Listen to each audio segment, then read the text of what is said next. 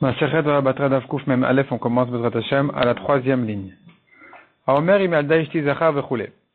On a vu dans la Mishnah celui qui dit si ma femme accouche un garçon, donnez-lui un mané, une fille, donnez-lui le double, 2 manés. La Gemara déduit de là, malgré qu'il n'y a pas vraiment d'importance dans ses promesses, à qui il veut donner un mané, à qui il veut donner 2 manés, c'est pas ça le sujet. Le sujet, il est, est-ce qu'on va faire ce qu'il a dit ou pas? Mais, tu vois, au passage ici de la Mishnah, tu comprends que, en principe, du fait de l'exemple même de la Mishnah, on comprend qu'un homme préfère sa fille. Il lui donne le double de son fils. Et la Gemara s'étonne là-dessus. Elle demande, les mêmes débat à Difalem Iben, est-ce que ça veut dire qu'un homme préfère avoir une fille qu'un fils? Donc, si c'est une fille, donnez-lui le double. Pourtant, il a dit Rabbi Shimon bar Yochai, Kol she'eno maniach ben liyorsho. Celui qui ne laisse pas un fils pour l'hériter, Akadosh Baruch Hu malé ala vevra. Akadosh Baruch Hu est plein de colère sur lui, bien sûr, si c'est de sa faute.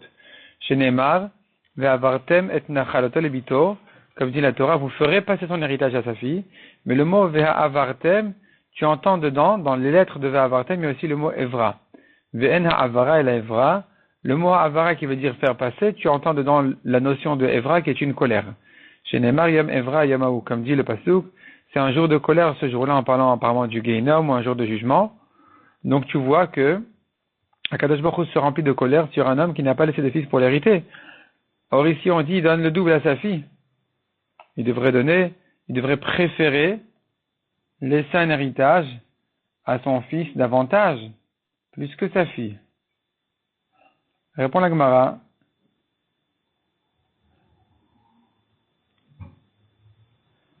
Répond la Gemara. L'inyan Yerusha ben Adifle.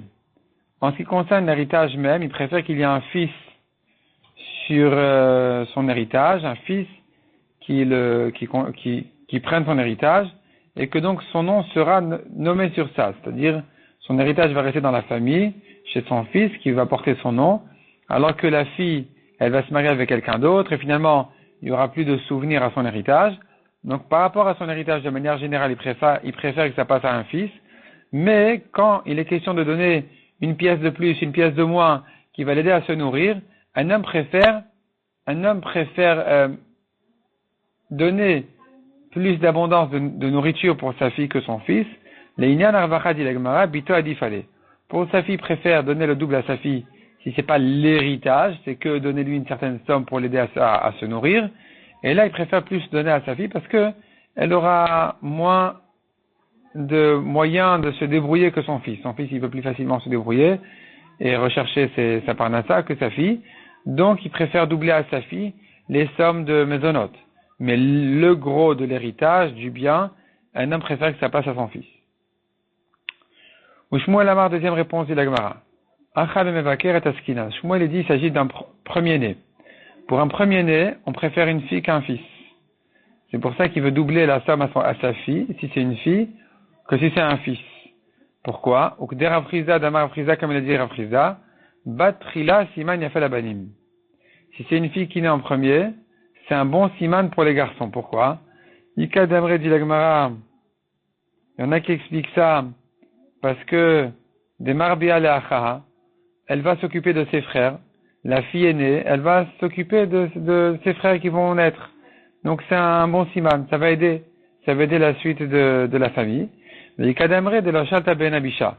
Il y en a qui disent que ça le protège du mauvais œil parce que si ça commence par les garçons suivis, les gens vont dire, ah, regarde, il a beaucoup de garçons. Et si ça commence par une fille, alors, ça le protège du mauvais œil. Les gens, ils vont pas dire tout de suite, il a beaucoup de garçons.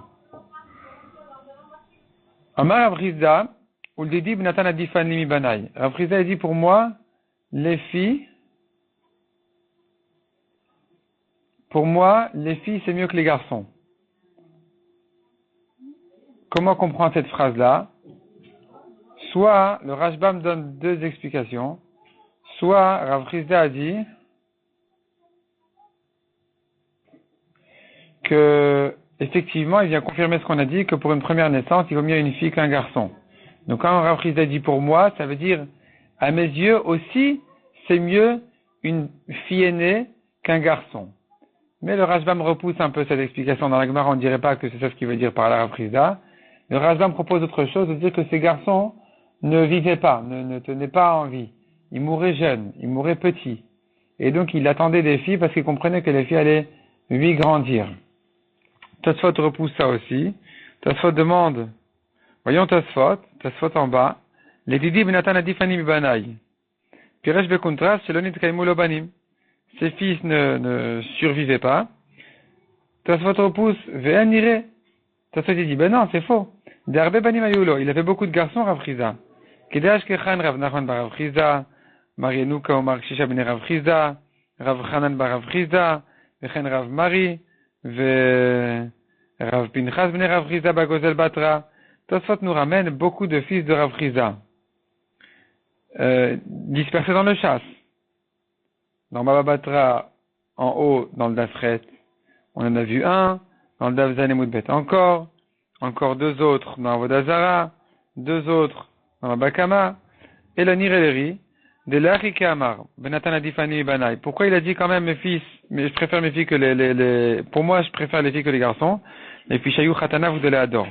Parce que ces gendres étaient des Gdolé Ador. Ils étaient Rava ou Marukva Barchama.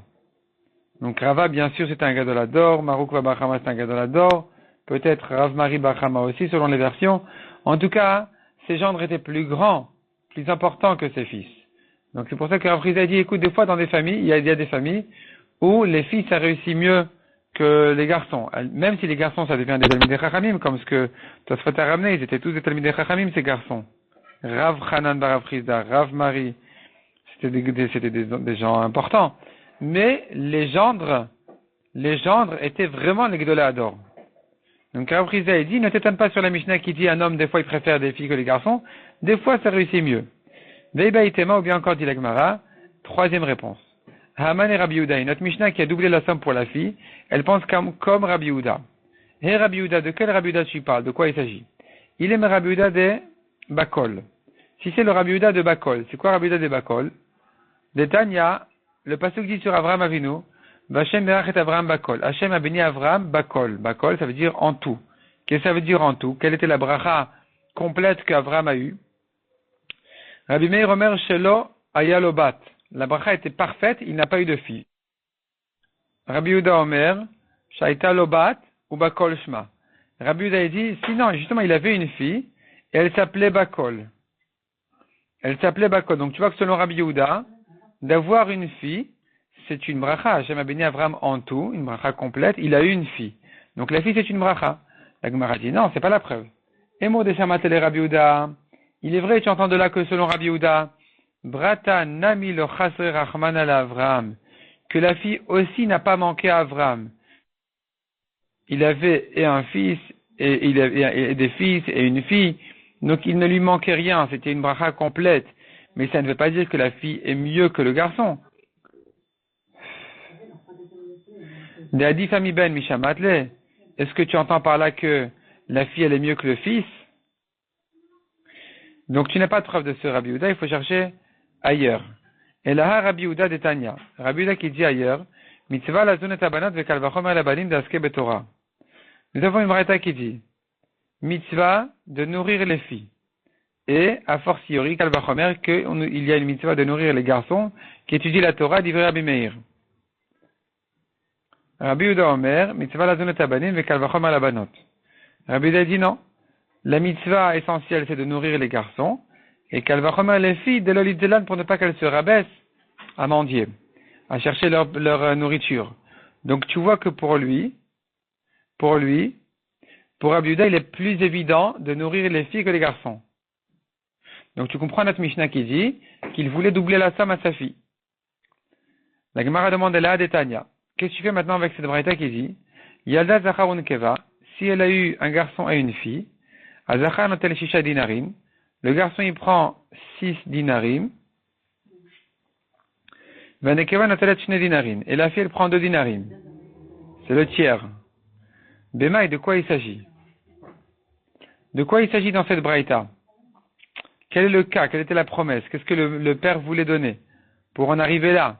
Ou tu vois ici que la fille elle reçoit moins que le garçon. Répond la Gemara, Amar Ravashi Amrit Alishmat Akamed Rav Kana, J'ai dit la réponse, l'interprétation de cette braïta devant Rav Kahana, dit Ravashi, Bemesares. Il s'agit de quelqu'un qui a renversé ses paroles. De Amar, il a dit comme ça. Zachar Trila Amataim. Si c'est un garçon qui va naître d'abord, il aura 212. Nekeva Achara Veloklum. Et la fille qui viendra après lui n'aura plus rien. Si par contre, Nekeva Trila, si par contre j'aurai d'abord une fille, Mané, elle prendra un mané, qui est la moitié de 212. Zachar Acharea, et le garçon après elle, Mané, il prendra aussi un mané.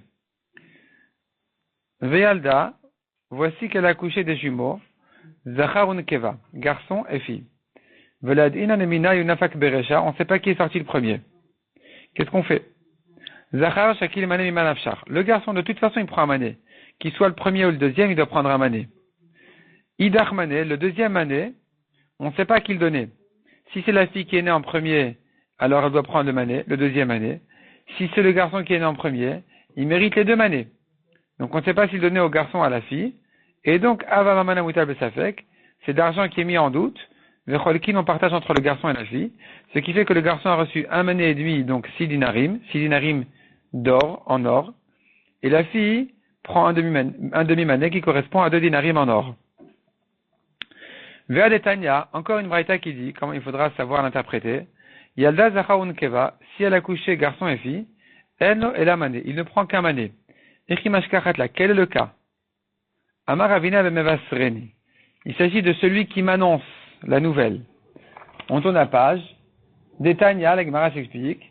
Amevasreni, celui qui vient m'annoncer la bonne nouvelle, et qui vient me dire, Bemaniftar Rachma Shelishti, quel était le premier-né de ma femme?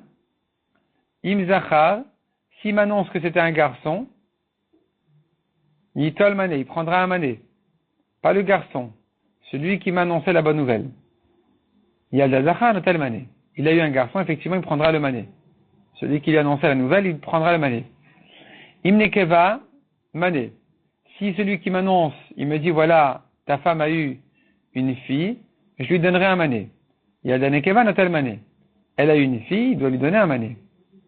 Yalda Zacharoun Keva, si maintenant elle a eu des jumeaux, et quelqu'un vient lui annoncer la bonne nouvelle, tu as eu un garçon et une fille, il ne prendra pas 2 manés. Elle ne la mané, il ne prend qu'un seul mané.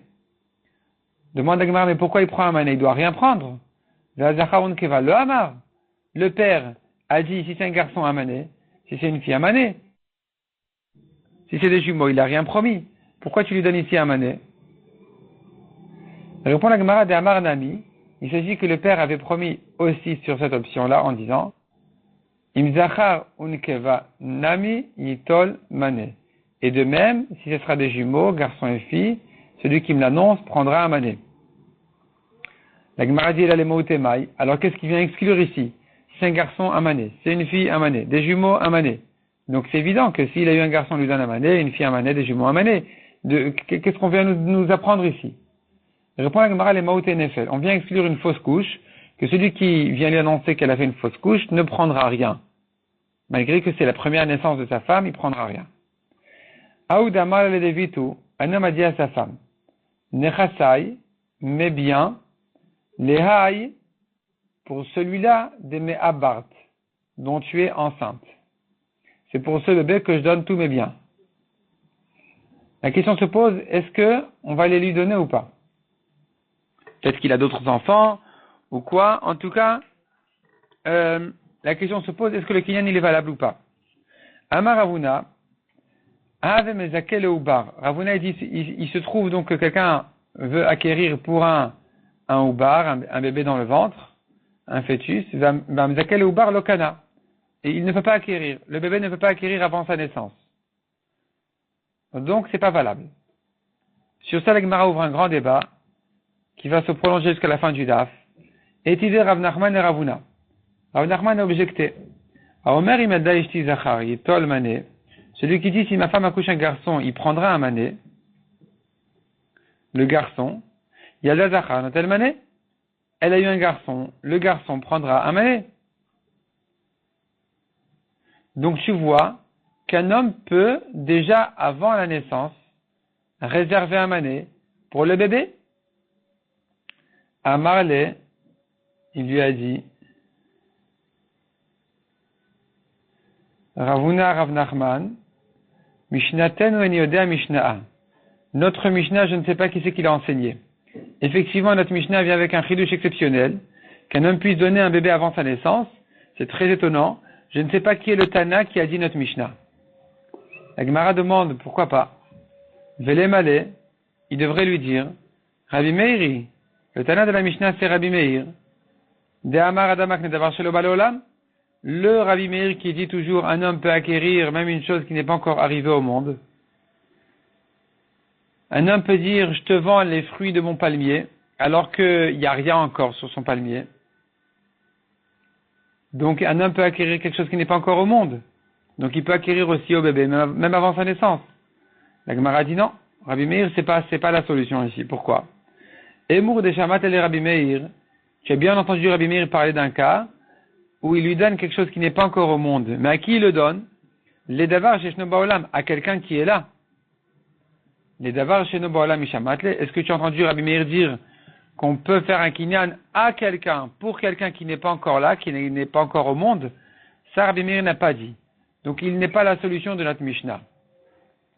Velemale, deuxième proposition du Gemara, dis-lui, il aurait dû lui dire que notre Mishnah, elle va comme qui? Rabbi Yossi de Amar ou Barkane, elle va comme Rabbi Yossi qui dit, le bébé, avant sa naissance, déjà, il acquiert. Detnan, comme dit la Mishnah, ou Bar Posel Venom Achil, livré Rabbi Yossi. Selon Rabbi Yossi, une femme, fille d'Israël, mariée à un Kohen, son mari Kohen, il est mort. Il a laissé des esclaves qui, de son vivant, mangeaient de la trouma. Aujourd'hui que la femme est enceinte de son mari Kohen, le bébé héritier, d'une part, il n'a pas encore la kdusha d'un Kohen pour permettre à ses esclaves hérités de manger de la trouma. Donc il est possel, il interdit à ses esclaves de manger de la trouma. Venom achil. Non seulement ça, mais aussi, il ne permettra pas à sa maman de manger de la trouma. Après sa naissance, bien sûr que ses esclaves mangent de la trouma, même si c'est un bébé dans le berceau. Et sa maman aussi a le droit de manger de la trouma, même si son mari Cohen est mort, et que son père n'est qu'un Israël. Mais puisqu'elle a un fils de son mari Cohen, alors le fils permet à sa mère de manger de la trouma. Mais là qu'il n'est pas encore né, il ne peut qu'embêter tout le monde.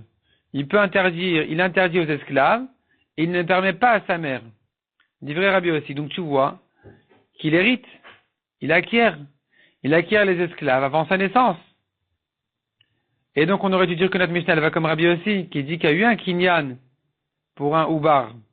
Il répond à la Gemara Shani Erusha, l'héritage c'est différent.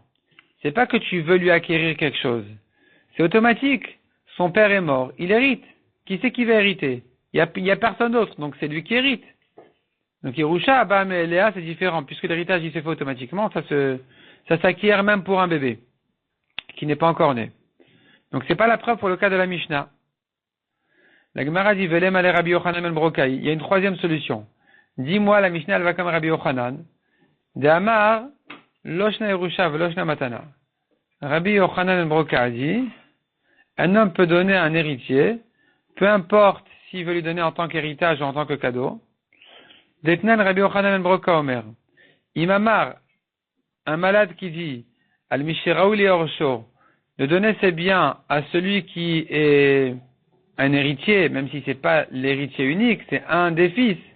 Mais il a dit qu'il veut lui donner ses biens. Dvarav Kayamin.